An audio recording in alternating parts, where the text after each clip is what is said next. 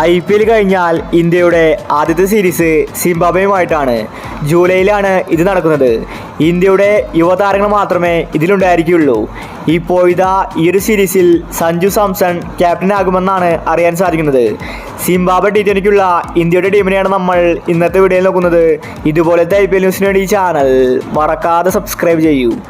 5 T20 India സിംബാബ്വേയുമായിട്ട് കളിക്കുന്നത്. കളി സിംബാബ്വേയിൽ വെച്ചിട്ടാണ് നടക്കുന്നത്. ഇന്ത്യയുടെ സീനിയർ താരങ്ങൾ ആരും തന്നെ ഉണ്ടായിരിക്കില്ല. IPL മികച്ച കളി കാഴ്ചവെച്ച യുവതാരങ്ങളെ കൊണ്ടായിരിക്കും BCCI സിംബാബ്വെ സീരീസിന് പോകുന്നത്. അതുകൊണ്ട് ഒരുപാട് താരങ്ങൾക്ക് അരങ്ങേറ്റത്തിന് അവസരം കിട്ടും. പ്രധാനമായും SRH ടീമിലെ അഭിഷേക് ശർമ്മ, രാജസ്ഥാനിലെ റിയാൻ പരാഗ്, ഇതുപോലെ ഒരുപാട് യുവതാരങ്ങൾ സിംബാബ്വെ സീരീസിൽ ഉണ്ടായിരിക്കുമെന്നാണ് റിപ്പോർട്ട്. ഈ ഒരു സീരീസിൽ സഞ്ജു സാംസൺ ക്യാപ്റ്റനാകുമെന്നാണ് അറിയാൻ സാധിക്കുന്നത്. സഞ്ജു രാജസ്ഥാൻ ടീമിനെ മികച്ച രീതിയിലാണ് മുന്നോട്ട് കൊണ്ടുപോകുന്നത്. സഞ്ജു ക്യാപ്റ്റനായതുകൊണ്ട് ഒരുവിധം എല്ലാ മാച്ചിലും സഞ്ജു കളിക്കും. 5 T20 സീരീസിൽ 5ഉം ഇന്ത്യ നേടുമെന്നത് ഉറപ്പാണ്. സിംബാബ്വെ ഇന്ത്യക്ക് ഒരു എതിരാളിയായിരിക്കില്ല.